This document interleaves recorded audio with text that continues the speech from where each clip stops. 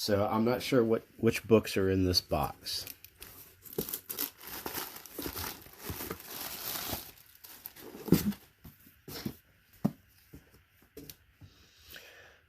The Seven Mysteries of Life, an exploration in science and philosophy.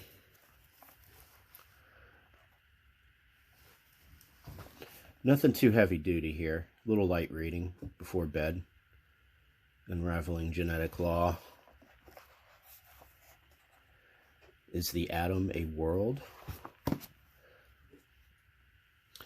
Science, philosophy, inspiration. These are basic elements of Guy Murchie's The Seven Mysteries of Life, a book so generous in its scope that poet May Sarton called it a good book to take to a desert island as sole companion. So rich is it in knowledge and insight. 17 years in the writing, this dazzling exploration by an inquiring spirit is a complete triumph. So, took this guy 17 years to buy this book, and what really sold me on it is the endorsement by Buckminster Fuller here. Says, Guy's lyrically lucid Seven Mysteries of Life embraces all the most important information about everything humanity needs to know if it is to pass its now entered upon final examinations for continuance aboard planet Earth or anywhere else in the universe. Should be an interesting read.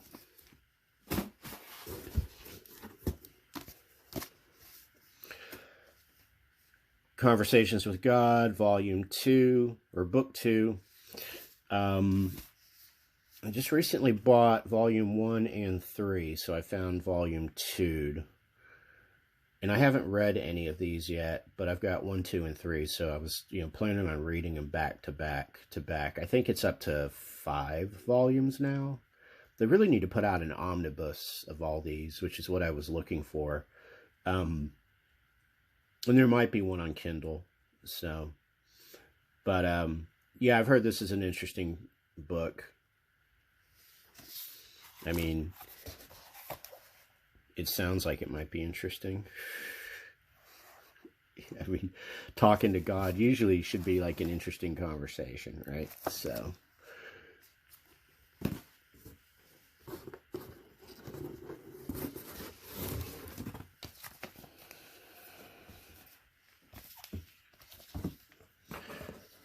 Chicago Architecture and Design. So I was recently in Chicago, went on a architecture boat tour, which was very cool and fun. And I found this book, and that city is really, they have a lot of reverence for architecture in that city, clearly. A lot of different famous architects have built there. A lot of the buildings have fantastically designed interiors. And this book is kind of a document of a lot of that. There's a lot of historical, architectural history wrapped up in this city.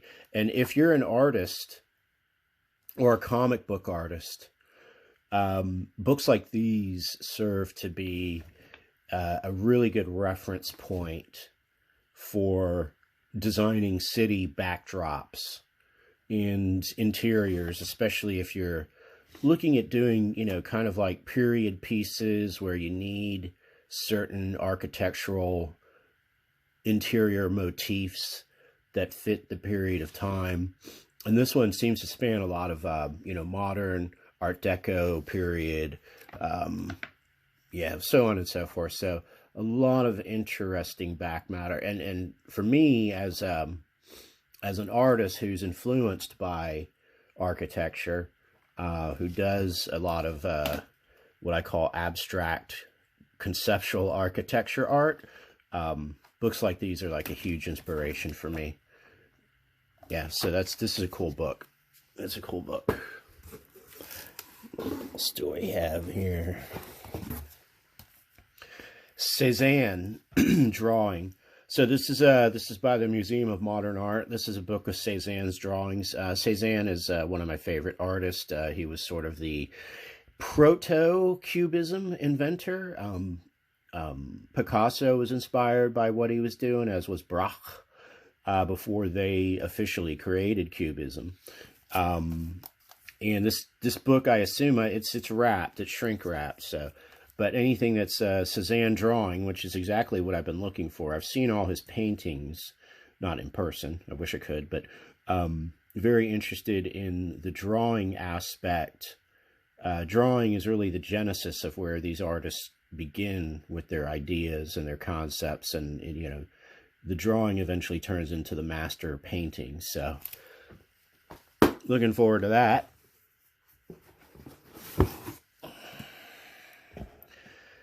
The Second Coming of Christ, The Resurrection of the Christ Within You, by Sri Paramahansa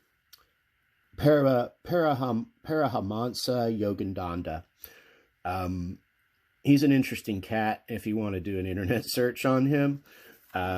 Very well-revered yogi who was very popular in the West. See, it's 1893 to 1952. The book that he wrote, Autobiography of a Yogi, is very popular book. It's a pretty dense read. All of his stuff is pretty much of a dense read, but that's what you want.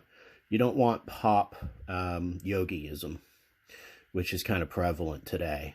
You want something that's more cerebral and is going to, you know, provoke you, thought-provoke you. So he has a lot to say about Christ consciousness, which is something that I'm interested in from a personal, spiritual standpoint, but also everything I look at kind of informs any kind of artistic project, a lot of artistic projects that I'm working on in terms of writing and storytelling and comics. So these apparently are a series of discourses that he gave at some point with, as you can see, these you know, artistic plates. This is really this is a nice book. This is a well-designed book. I wonder if at one point if it was a hardcover or not. But anyway, let's see. What does it say? In this titillating work, The Second Coming of Christ, I am not referring to a little return of Jesus to earth. 1,000 Christs sent to earth would not redeem its people unless they themselves become Christ-like by purifying and expanding their individual consciousness to receive therein the second coming of the Christ consciousness, as was manifested in Jesus. Contact with this consciousness, experienced in the ever-new joy of meditation, will be the real second coming of Christ, and it will take place right in the devotee's own consciousness.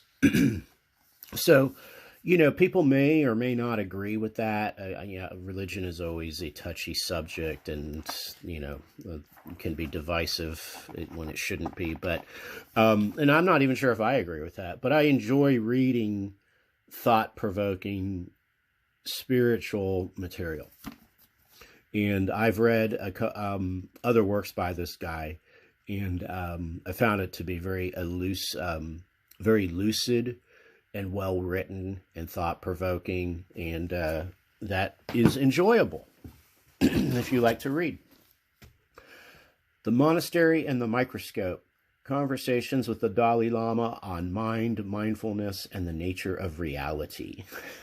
So, are you detecting a pattern here? Inside, let's see. In 2013, during a historic 6-day meeting at a Tibetan monastery in southern India, the Dalai Lama gathered with leading scientists, philosophers, and monastics for in-depth discussions of the nature of reality, consciousness, and the human mind. This eye-opening book presents a record of those spirited and wide-ranging dialogues as prominent scholars like Richard Davidson, Thupten Jinpa, Matthew Ricard, Tanya Singer, and Arthur Zajonik address such questions as, does nature have a nature? Do you need a brain to be conscious? Can we change our minds and brains through meditation? What can science do for a monk, and what can a monk do for science? So there's been a lot of dialogues that the current Dalai Lama has opened up with science in terms of looking for, I guess, parallels between scientific knowledge as we know it today and the ancient Tibetan Buddhism traditions and knowledge, which I find to be a highly interesting and fascinating subject, and again makes for very good origins of storytelling. Yeah, there's a lot of material in there that that you will find in a lot of current media. I mean, if you read comics, which I assume most people in this channel do, this is basically the type of stuff that you're finding in comics. This is like the seed matter, of a lot of storylines, which is why comics, I don't know if a lot of people realize this, but so much of comics are rooted in spirituality and mythology and science and futurism. So growing up as a child, reading comics and seeing science fiction movies and so forth, the logical extension of that, if you're curious, is to bring your mind to a place where you want to seek out a deeper level of the knowledge of those themes that you found in the comics. And so eventually, whether consciously or subconsciously, you will be drawn to material like this. At least in my case, I was. And so this is the reason why I read a lot of stuff like this. So, looking forward to that book. And that's the only box for now. The box is empty. Don't see anything else in there. Or if you want to get philosophical, is the box really empty? Anyway, a couple more boxes are coming. I might or might not make a video on those. We'll see. Probably going to get back to some comics next. Until then, stay geek.